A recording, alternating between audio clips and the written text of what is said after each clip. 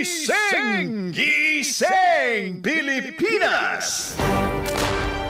Patas, balanse, kumpirmado. Malalaking balitang kinalap sa loob at labas ng bansa. Hatid ng mga pinakapinagkakatiwalaang pangalan sa pagbabalita. Alvin L. Chico at Doris Bigornia. Radyo Patrol Balita Alas 7.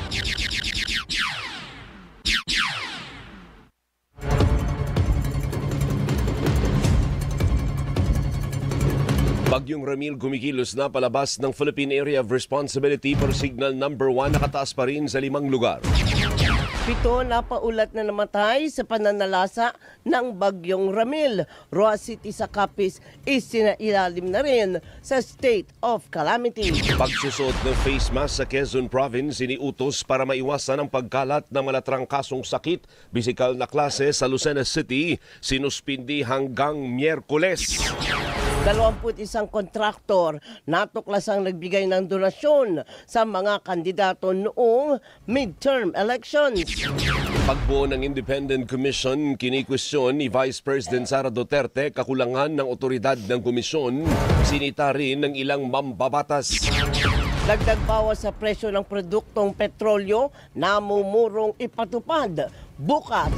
Driver ng UV Express na umararo sa mga sasakyan sa Quezon City, nagpositibo sa iligal na droga. Sa Showbiz Spotlight, Emma Tiglao gumawa ng kasaysayan sa Miss Grand International.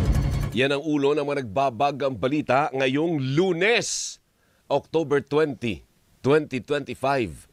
Ako po si Alvin L. Chico. Ako naman po si Doris Bigornia. Detalye.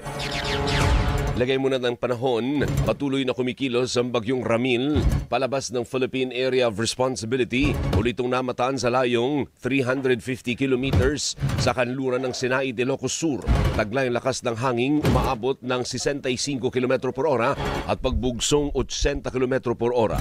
Nakatas ang signal number 1 sa Ilocos Norte, Ilocos Sur, La Union, northern at western portion ng Pangasinan, Abra at western portion ng Benguet. Ngayong araw, sinuspindi ang klase sa lahat ng antas sa pampubliko at pribadong paralan sa Bataan, gayon din sa ilang lugar sa Aurora, Bulacan, Pampanga at Zambales. Sa Capiz, sinuspindi ang face-to-face classes sa lahat ng antas sa pampubliko at pribadong paralan sa Rojas City hanggang sa Miyerkules.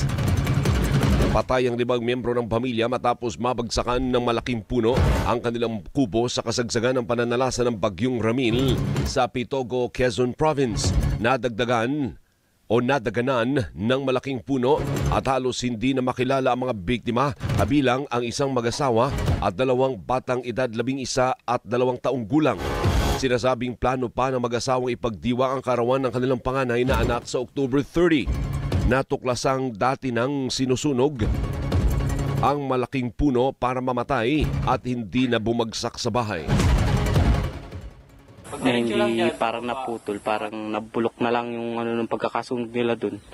Humabagat po kasi, ang inaasahan po kasi ng kapatid ko, ang hangin pababa.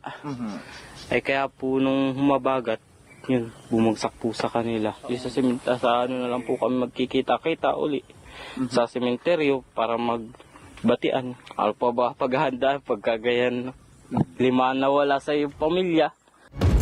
Sa bayan ng Mauban, mahigit 250 pamilyang inilikas dahil sa Bagyong Ramil. Nauna nang iniutos ang preemptive evacuation sa halos 40 barangay na lantad sa posibleng pagbaha, pagguho ng lupa at storm surge o daluyong. Patay ang isang lalaki matapos mabagsakan ng gumuhong pader sa estansya Iloilo. Naging pahirapan ng rescue operation sa biktimang naipit sa ilalim ng nasirang bahay. Ayon sa MDRRMO, bumagsak ang bahagi ng pader ng paaralan at natabunan ang bahay ng biktimang gawa sa light materials sa barangay Poblasyon. Sa Capiz, isinailalim na sa state of calamity ang Rojas City dahil sa epekto ng Bagyong Ramil.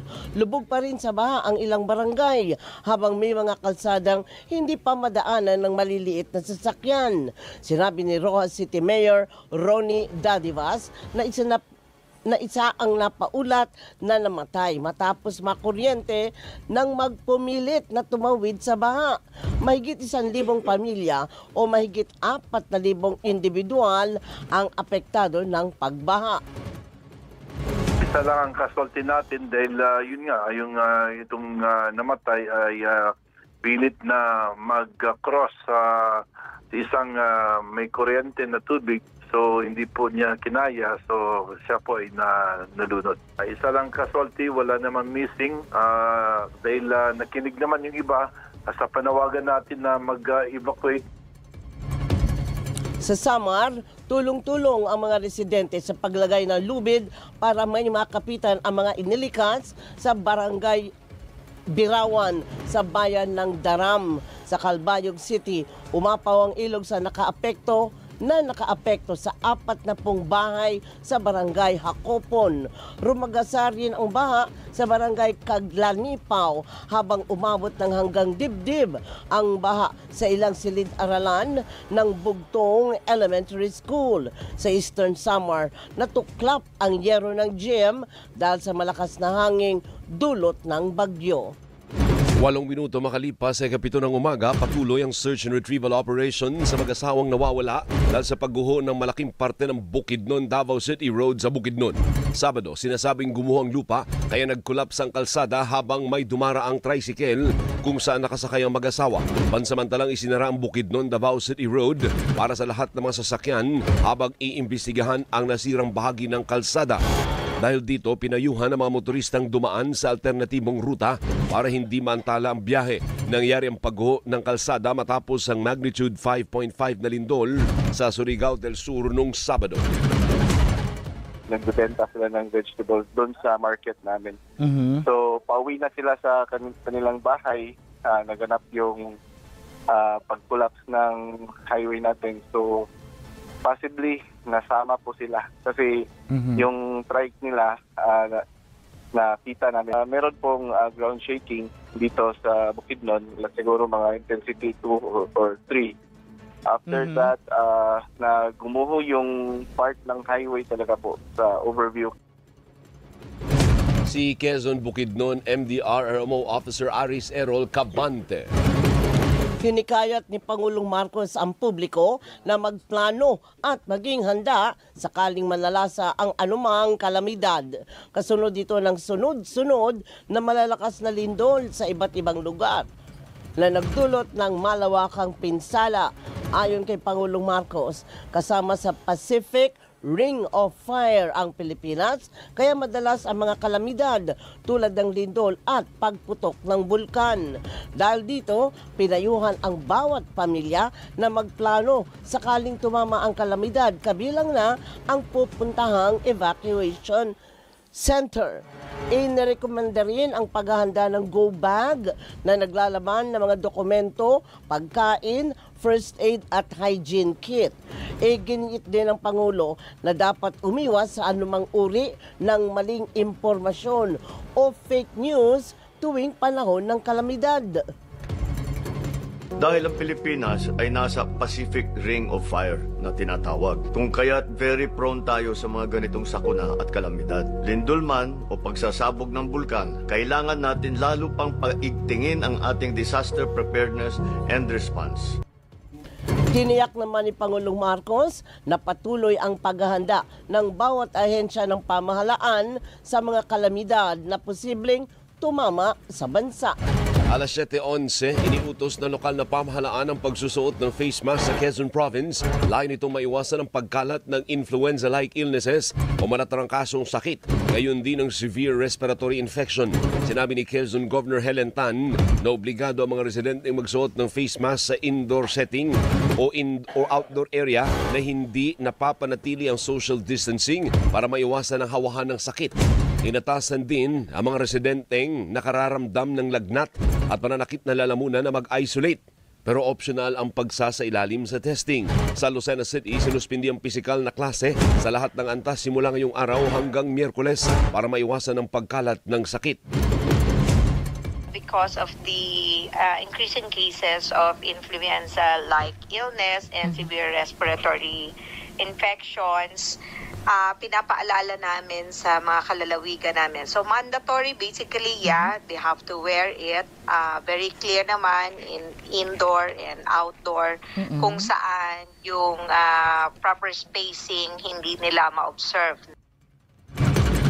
Nauna na iginiit ng Department of Health na walang dahilan para magdeklara ng outbreak dahil sa pagtaas ng kaso ng influenza-like illnesses na may sintomas na sipon, ubo, lagnat at pananakit ng katawan. Ayon sa DOH, inaasahan na ang pagdami ng magkakasakit lalo't itinuturing ngayon bilang flu season. Umabot na ng 34% ang konstruksyon ng Detour Bridge sa bayan ng Alcala sa Cagayan. Ginawa ang Detour Bridge matapos bumagsak ang 45 taong gulang na Pigatan Bridge na nagkukonekta sa Tuguegarao at Apari. Dumadaan ang 3 overloaded na 10-wheeler truck nang bumagsak ang tulay kung saan 7 ang nasugatan.